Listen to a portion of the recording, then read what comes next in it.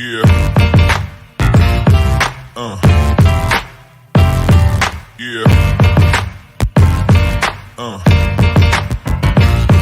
Yeah.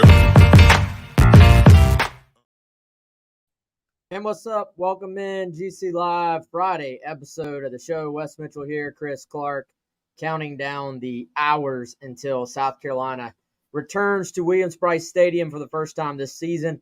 First time since South Carolina's beatdown of Tennessee, which is actually very hard to believe, but it is true. So I know lots of Gamecock fans happy to be back out there, and clearly from the fact you sold it out even after the loss last week, even with an FCS opponent, Gamecock fans ready to show out.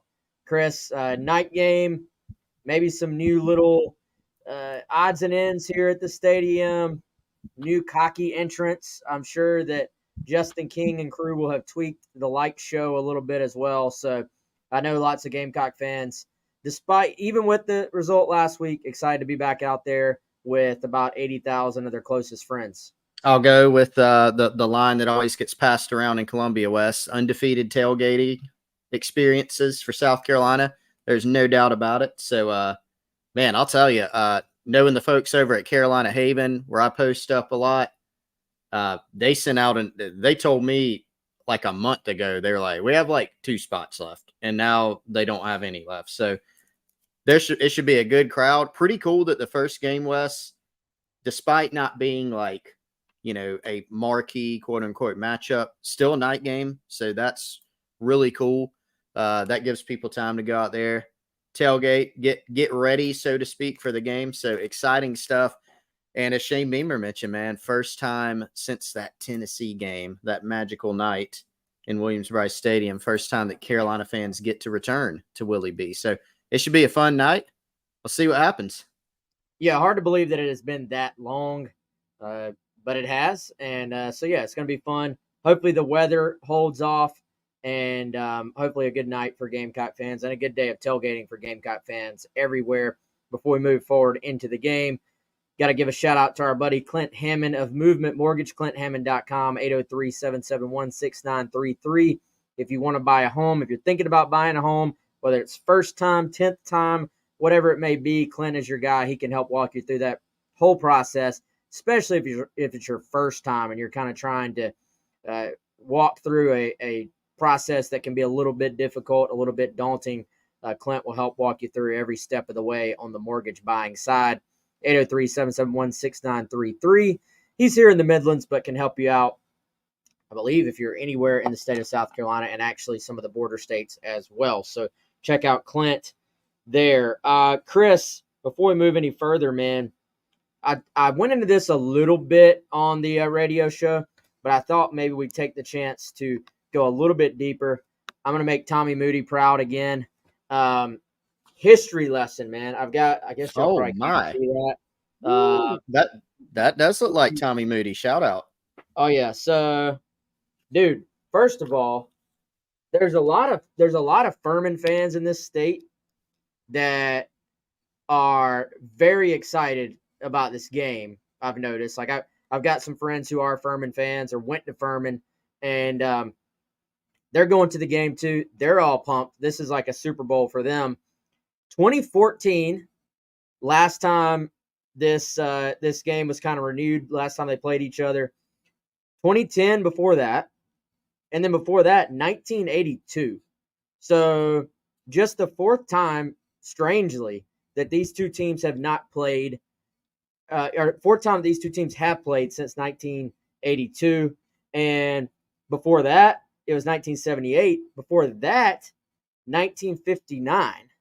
Well, if you go back, dude, when I guess football was starting, like when college football started becoming a thing, these two teams used to play all the time. Very first game they ever played was in 1892, a 44-0 Furman victory.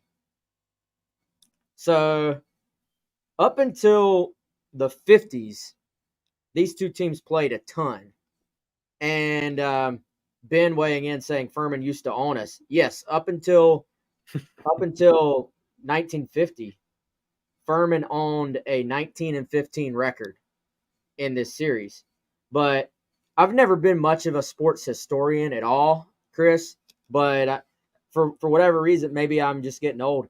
It was interesting to me to just go back and look at how different things are now than they were, in the 1900s up to 1950, where these two teams were like on equal footing, if not shifted towards Furman.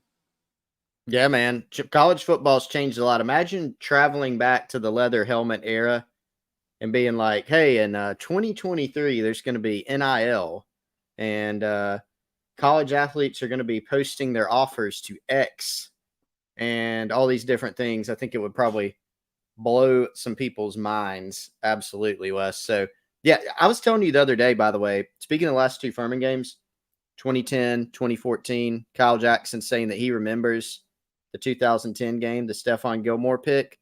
See, for some reason, I remember that one more than the 2014 game. I had to go back and remind myself the 2010 game was tight. It was a little tight, a little ugly. 2014 game, Shaq Rowland had a touchdown catch early. Furman answered with a 60-yard touchdown run. Gamecocks were up 28-7 at halftime, though, and ultimately escaped with a 41-10 win. And, Wes, I think people, if you could repeat that, I think people would be happy with it. Doesn't it seem like we're either getting a 2010 version game or we're going to get the runaway game? I don't know if we get anything in between. I think we're going to get South Carolina comes out, looks really good, gets the job done, or we're going to get that. Ooh, that was a little bit too tight. Well, they'll take either one of those as opposed to the 1982 game, which was a 28-23 Furman victory. And, dude, let's bring this forward, though. You think conference realignment doesn't matter? Look at this, and I'm not saying that was the only factor, but as someone who was obviously not around back then, maybe someone who was can tell us.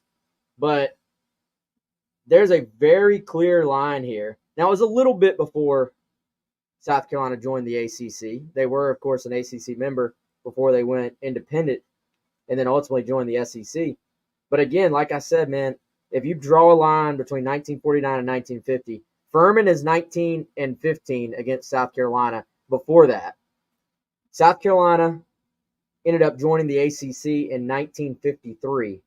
And so, again, a little bit before that, though, 1950 to now, South Carolina 13-1 during that stretch. So, I mean, there was clearly something back then that vaulted South Carolina into where they are right now, where you're considered, a Power 5 team, you're in a Power 5 conference, and you are expected to beat Furman if you play them. And so it could have gone the opposite way. South Carolina could have been the school that, wasn't the FCS school. Like, dating back to them, it was very, very even. And so, obviously now, if Furman were to find a way to win on Saturday, that would be a lifetime memory, I feel like, if you're a Furman grad. Yeah, man, it would be. And the only bummer about the segment that you just produced for us is that Pete Limbo wasn't our guest on here for it. He could have given us some historical context of what was going on in Europe in what was that year, 1950, whatever. Mm-hmm. Shout out Dick Sheridan too. God Loves Comics pointing out Dick Sheridan. He was a beast at Furman. 74% of his games. Didn't he in his last year? I think he came up 2 points short of a national title or something like that at Furman. So he did an outstanding job. But Furman, honestly, Wes, I'll come clean. Furman has actually kind of a special place in my heart because I grew up in Anderson, as you know, and we would take church groups to their games on Saturdays very often when I was in my youth. So, those were a blast. I used to go up there, watch Furman play Georgia Southern when they were rolling. Love going up to Furman. Really good times up there. Yeah, very, very proud program. I won't steal his thunder, but I did actually talk to Tommy Moody when I was leaving the radio station yesterday, and he's got a ton of historical background for his show on 107.5 talking about Furman and how the first game that these two teams played, again, back in 1892, Furman had a football team for not a while, but they had a football team for years. South Carolina, as a school, did not have a football team yet. They literally threw together a football team from on campus. They added 2 ringers, which basically that's nowadays, I guess that's like, I hear that term thrown around in my softball league, like 2 ringers. That's people that actually aren't on the team, but they just added. They weren't in school at all. South Carolina added 2 ringers and then they hopped on a train and went to Charleston to play this game in 1892 that, again, Furman won 44-0. So, again, all credit to Tommy Moody for that historical background. But I did think it was pretty interesting. And Furman has had several coaches that went on to be coaches at the FBS level. You had, obviously, Bobby Johnson, Vanderbilt coach. Good one.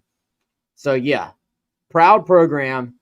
And to get it into this game, Chris, I just don't think these dudes are going to be too scared. Like, I think when you have veterans, when you have, I don't remember the stat, Beamer rolled it off, like 90% of their starters are back, and they're mostly juniors and seniors. When you've played, when you've kind of been through the battles, and Furman is a winning program at their level, I don't know that you're completely fazed by the lights and the crowd and all those things. So if you're South Carolina, we talk all the time about starting fast.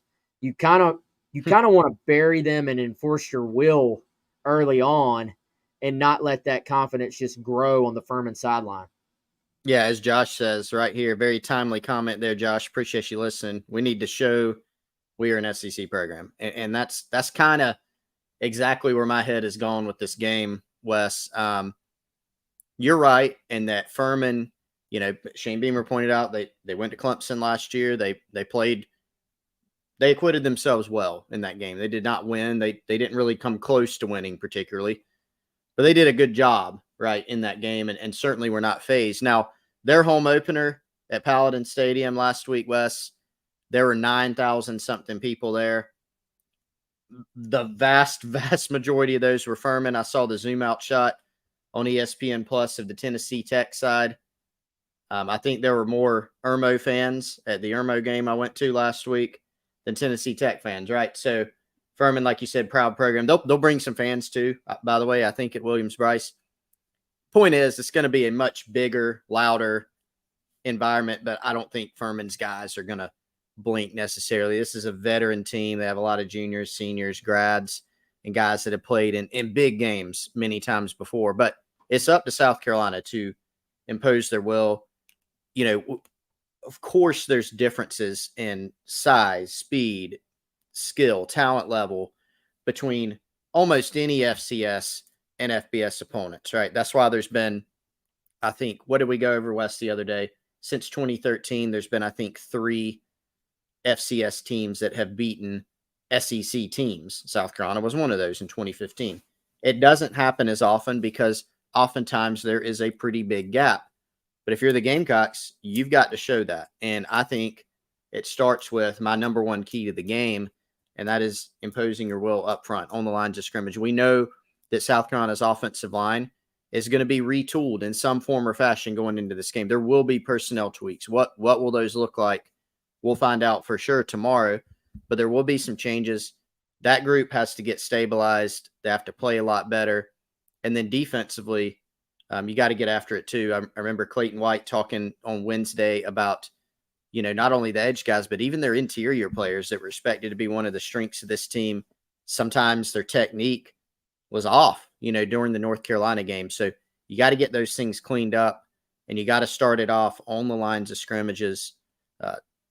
Furman, not a small team. Their right tackle, 6'7", 342, biggest player in Furman history, Fred Norman Jr. So they got some size, but you should be better on the lines of scrimmage, and you got to show it on Saturday. For sure, man. So Craig weighing in saying you can't be in 2nd and 9.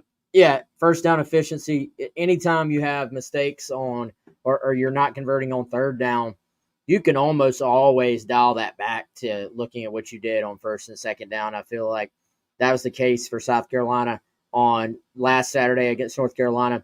There's been some talk, Chris, about the red zone efficiency last week. You know, you had chances down the stretch 3 times in the red zone, kicked one field goal basically. I didn't really perceive those as being red zone problems. I just felt like those are the same problems the offense had for much of the night. They just happened to be in the red zone. You know, I think you have to execute a little bit even more efficiently when you're in the red zone because you're going to get the best calls from your opponent. You're going to get the most aggressive calls from your opponent, and you're going to know that your opponent doesn't have to worry about the deep ball. So everything compresses. They're going to say, we don't care about putting a safety deep. We're going to stack everybody up into the box. It forces you to block a little bit better. It forces you to block an extra person a lot of times. And it just forces you to execute, at a much higher level. Well, the issues I saw in the red zone were just sort of, maybe it was even to a better or worse degree in the red zone. But for the most part, those are the same issues I felt like South Carolina had throughout the night. And it's going to be hard until they can fix the issues at tackle. It's going to be hard to have a consistently good offense because it's going to be the same thing. They have some difference makers in Spencer Rattler, difference makers in Xavier Leggett, and then once you have a fully healthy Juice Wells, I still think Trey Knox and Josh Simon can be difference makers.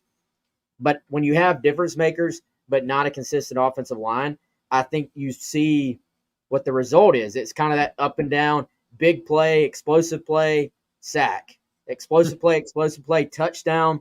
Oh, we got momentum, starting a new drive. It's 2nd and 13 now. Like it's always going to be the fans are riding that offensive roller coaster until you can sort of minimize at least some of your mistakes. Yeah, exactly. I mean, I remember Wes. It's kind of reminds me in a way some of those Steve Spurrier teams early in his tenure, right? You would have just offensive line problems. Seemed like there were a lot of penalties and false starts and a lot of sacks. Then you had here's a ball to Sidney Rice, right? And so you got that a lot. And so in a search to be more consistent, which has been a huge goal of this team this year, there were some areas that Shane Beamer really pinpointed, and they were, the 2 areas mainly were take better care of the football, which they absolutely did. Huge credit to Spencer Rattler, and run the football. They wanted to do a lot better in that area. Well, they passed one of those tests game 1. They didn't in another area, right? Because they took care of the football. They weren't able to run the football. And that really traces back to the offensive line. They were getting behind the chains so often that it became more of a third game. They got down in the game. It became more of a third game. They weren't opening up any holes when they were running the football, not with any consistency at all. So really everything that you can trace back in that game. I still think, Wes, the main reason South Carolina lost, like if you picked one reason, was the offensive line. So again, that is the biggest question. It's a question for this game immediately. It doesn't have to be fully fixed. It doesn't have to be in its final form, the form that we'll see against Georgia or Mississippi State, for it to work enough to beat Furman. But it does have to work. This is a team that you're still going to have to play well against to beat. You're going to have to play a lot better up front than you did last week. Furman's front isn't going to be as talented as North Carolina or Georgia or Mississippi State. It's not. But they are experienced. They have guys that know how to play. They're well coached. They've got, watching their first game, West, they've got some linebacker run-throughs, which caused South Carolina a good bit of problems against North Carolina. They've got some of those types of things that if you're not in the right places, if you're having mental bust, there's going to be some negative plays even against Furman. So it all, for me, starts up front. For sure, man. And I'll be curious to see what changes we see. We've talked already about some of the possible experimentation, guys getting different looks in practice this week. but I haven't really heard any feedback since then in terms of, hey, this is what it might look like. This is who, they're going to go to. How did it actually look in practice and all those things? So I don't know. I don't know if this is going to be one of those things where it is apparent, right off the bat from the starting lineup of, hey, they've made wholesale changes, or is it going to be one of those things where it's a little bit more subtle, and then as the game goes along, you see some different guys mixed in? We do know, obviously, there will be a different starting right tackle with Case and Henry being out, at least for a while, as far as that's concerned. So will that be Wanamaker? Will that be Ja'Kai Moore? Obviously, if it's Ja'Kai Moore, then that means you're going to have at least one more new starter on the line as well. So you'd have 2 of the 5 spots almost by default if they go with Ja'Kai Moore at tackle instead of Wanamaker. Wanamaker got several reps on Saturday. Really, they tried all their guys at tackle on Saturday that were playing tackle going into it, except, of course, for Tree Babalade, who is the true freshman who we could see make his debut this week. We will certainly see. Let's hit on some injuries, man. Coleman asking what's the defensive back conversation with the injuries. Savannah asking what is Marquis' injury. Justin asking, will we see? Oh, we need to be up big before Harbor gets reps. I'll answer that one first. I would say no. I mean, he was out there, Chris, against North Carolina early on. So I would imagine you're going to see his reps grow. Savannah also saying, why not try the freshman? I mean, yeah, why not? Like, I think you will. I think we got to remember game 1, you're playing in a marquee matchup in an NFL stadium, primetime, ABC. Chris, I felt like they clearly did not want to throw the freshman straight into the fire unless they had to.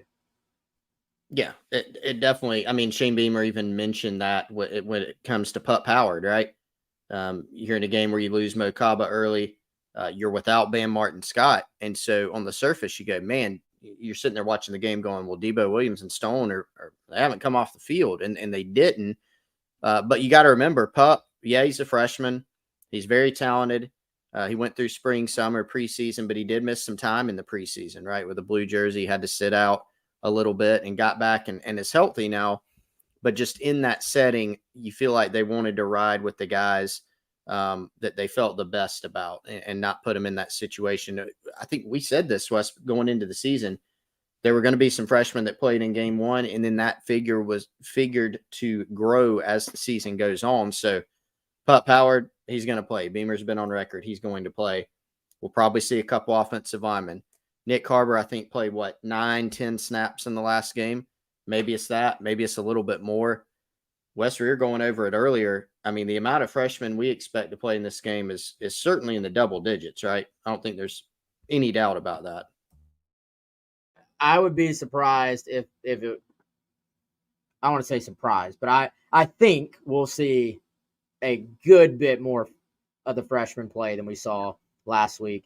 Michael asking about Harbor, were most of his reps on special teams? No, actually, all when we're talking about reps, we're talking just offense. So he was out there, according to PFF, 9 reps on offense. But, I mean, that's another situation. We've talked about it as far as Nick is concerned. He has not played a ton of wide receiver in his career. Couple that with the fact that he's been banged up.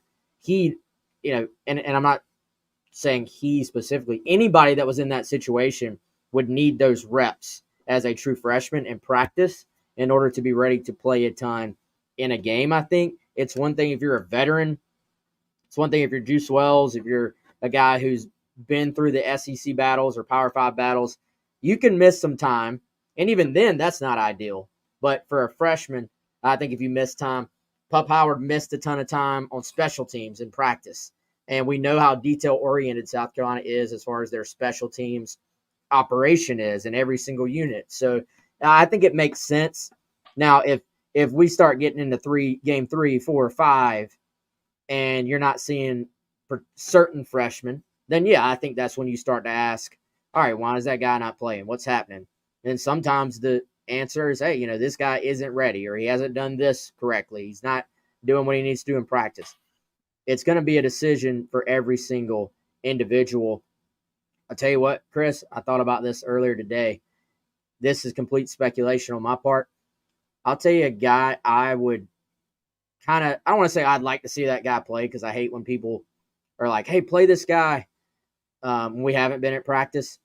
But I do wonder if we ultimately see a little bit more of Nick Elksness at times as well at tight end, when you kind of look at some of the issues overall in the running game. Look at what Nate Atkins brought to the offense last year. When the more he played as the season went along, the better South Carolina was offensively. Elksness, a little bit more of a blocking oriented guy, a little bit more of an inline type tight end, traditional tight end, whatever you want to call him. Bigger frame. I wonder if that wouldn't be something to keep an eye on moving forward as well. It's a really good thought. Gotten a few questions about that, actually, Wes, on the Insiders Forum. Hey, will Nick Elksness get more involved? That's an area. Speaking of the tight ends, Wes, I know we've been high on Trey Knox and Josh Simon, and truth be told, I don't think they had their best performance as blockers the other night either. And really, that was a whole team thing. That was offensive line. That was perimeter blocking, which is another one of my keys to the game, just playing better on the perimeter, but also the tight end. So, yeah, getting Elksness more involved. Even Connor Cox, Wes, he's on my list of freshmen that I really think we may see. He got on the Monday depth chart, which, again, they had not even gone through a proper, game week practice, so to speak, when that depth chart came out, but he was back on it. He was not healthy enough to go in game one, and also, another one of those true freshmen, but he's a guy that impressed the staff, did a really good job in summer workouts. He's more of a blocking type as well. So I have a feeling we might see Connor Cox on special teams, and who knows, maybe some snaps at tight end as well. Yeah, Cox, a big dude. Physically impressive for a true freshman, comes from a family of athletes. I kind of think he's one of the more underrated, maybe freshmen on this team. If you look back at that commit list, bunch of guys that were highly recruited. Connor not really that highly recruited, but I think has a bright future at South Carolina. Let's get into the game itself a little bit more in terms of actual matchups. Chris, you watched the game more than I did. I watched some highlights, the Furman game I'm talking about from this past week. Their quarterback, though, man, this dude is gutsy, is the word I'll use. I don't want to say gutsy as one of those things where you're saying he's gutsy because he's not very good. That's not the case at all. He can hurt you with his feet. He can hurt you with his arm. One thing they really focused on this offseason was him trying to give plays a little bit more time to develop in the passing game. I was reading some offseason stuff from out of their program. They basically took away his running ability in practice. They're like, you're not allowed to run. You have to stay in the pocket. And that was to try and let him. I think South Carolina did that with Doty going in 2 years ago. They said, we're going to focus on passing game only. And but obviously all that's going to be open to him on Saturday in Williams-Brice Stadium. So yet another guy, I don't want to compare him to Drake May, but yet another quarterback that South Carolina will have to get a pass rush on, but will also have to maintain their lane structure. You're not going to be able to just pin your ears back completely, because this guy will hurt you with his legs if you let him. Yeah, similar numbers actually to Drake May, Wes, in terms of the rushing ability.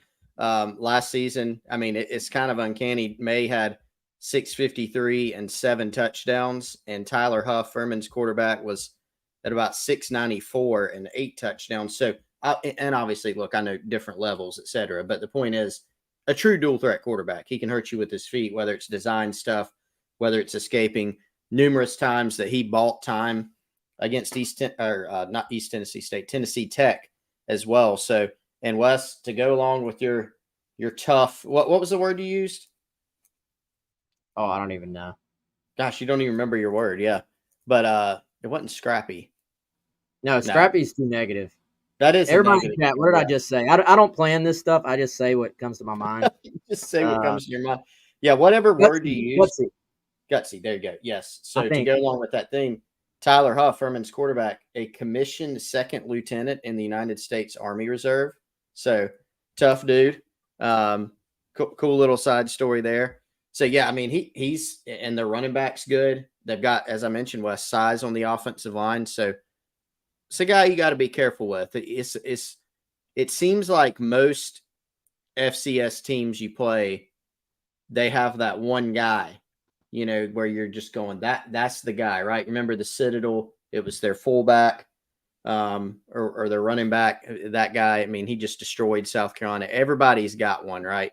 And I think Tyler Huff is that player for Furman. You've got to make sure that you bottle him up. And that goes back to exactly what I said to start the show, Wes.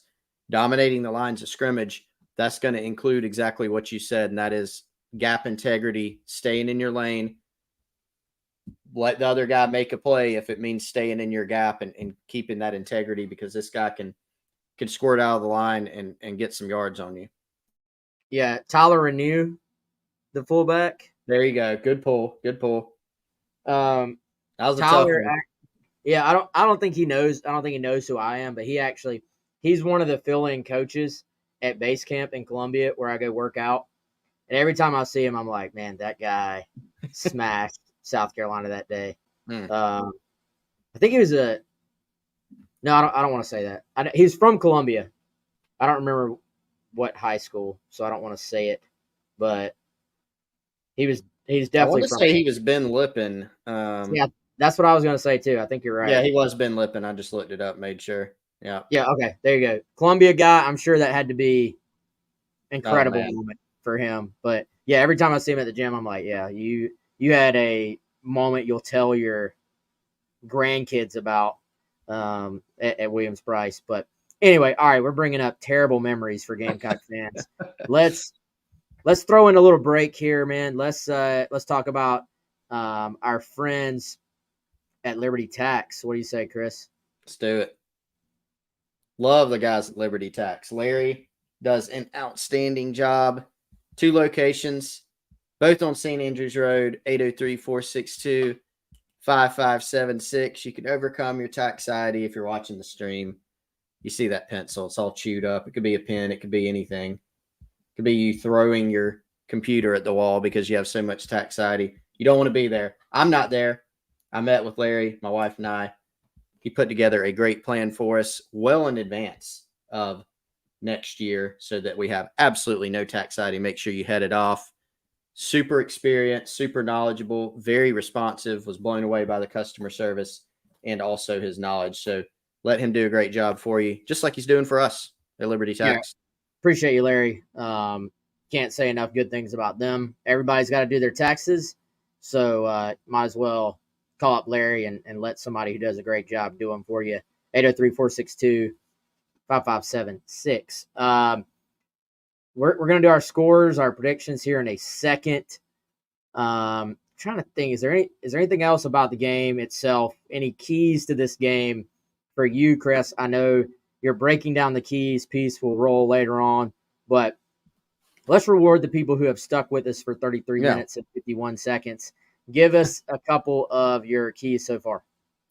Yeah, so I think I previewed both of them. Number one, got to win the line of scrimmage, right? And you could say that for any game. I think it's kind of like the run the ball, stop the run type of thing.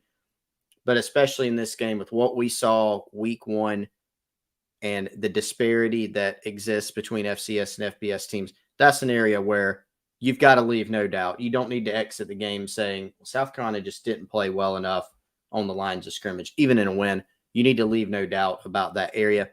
And secondly, Wes, one of my keys I will leave in the piece, but another key is one that I alluded to earlier, perimeter play.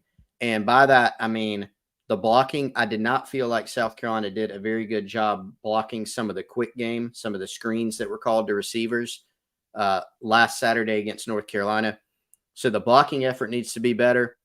And I'll also include in that just one-on-one plays, right? You get your get the backs, you get the receivers, to get the tight ends out in space. We saw iterations of all those types of plays. You got to not only block it well, but there's going to come some times where South Carolina they need to make some one-on-one plays against Furman to make a guy miss in the open field, spring some big plays, turn a 3-yard gain or a 0-yard gain into a 4 to 7-yard gain, something like that. Perimeter play is another key in this game to me. Yeah, man, I mean, I'm not saying that they couldn't have maybe done a little bit more of it, and there maybe were other things they could do, maybe roll in the pocket a little bit more. But I do. You always see that thing when you have issues with a pass rush where people say run draws, run screens, quick passes. I feel like our brains don't even process. They don't remember the screens that don't hit. And Carolina called, they called some. There are different variations to screens, right? Like there's all different ways you can draw it up, but they called several quick passes to the outside, quick passes to running backs. Some of those are more just like it's a swing pass. It's not like a traditional screen, what you would call that a screen. They did maybe, I think they ran one or two of those that kind of just got blown up that you would call a more traditional running back screen. Some of those were called and they didn't work. Other times, they had one big short throw to Juju that was set up very well. It was like a swing pass, but it was set up to where the receiver was like rubbing, doing a rub route basically to he didn't run into him on purpose, but he did type that set up one of the touchdowns in the game, actually set up Juju's 1-yard run for a touchdown. So they did call some of that. Could you argue, maybe call it more, maybe so. But ultimately, if you don't block on the perimeter and then you're struggling to block inside, on your actual offensive line, you kind of run out of options at some point. Like there's only so much scheming and play calling you can do. There's got to be a certain level of execution to an extent of blocking. Yes. Like it's not going to just magically fix itself because you called a few screenplays, Oh yeah, absolutely. And that's what I mean. At the end of the day, it's a results-based thing. But you're exactly right. I mean, it's tough given what we saw. You'd be hard pressed to go through and say, well, if they would have only done this, it would have worked out. What we saw on Saturday night, you have a hard time finding any answers. Now maybe there were some in there. But I really can't see it, Wes. I think and that's why the conversation has really been dominated by the offensive line talk and fixing the tackle situation and getting that thing stabilized. That's what they've got to do, and they got to start it this Saturday night. Yeah, certainly, man. We're running out of time. We got to get out of here a little bit earlier than normal today, but we got to give our predictions. Chris, I know we both have South Carolina winning the game. We both actually just about every single one of our staff members has a fairly similar score, fairly similar outcome. Long week, y'all. What do you have, Chris? I've got 37-17 South Carolina. I think a key, West, is don't let this one get into the fourth quarter in doubt. And I do think South Carolina is going to pass this test. I think they'll be up at halftime. I think they'll pull away a little bit more. So a 20-point win, 37-17. Yeah, I've got South Carolina winning 35-14. I actually think they were, and it's going to be one of those things, man, where it could go either way. But I thought there were a few more positive signs about the defense than maybe my initial watching it in person initial instinct was. I thought linebacker play was pretty good. I think defensive line play was fixable. And, I thought Jalen Kilgore filled in phenomenally as a freshman and will only get better. I want to see, can a Judge Collier come along? Can a Vakari Swain come along? Can you get them some reps this week? We'll see. I think that nickel spot, obviously, North Carolina attacked it a little bit. So we'll see how that looks moving forward. Keenan Nelson, still a guy who's not played a ton of ball at the college level. So learning experience for him. I'm not ready to give up on anybody. I think the defense has a chance to be a little bit better than the perception is right now, and maybe they'll start with a really nice performance against a really solid veteran Furman team Saturday at Williams-Brice. So we both have them winning, right around that 20 mark.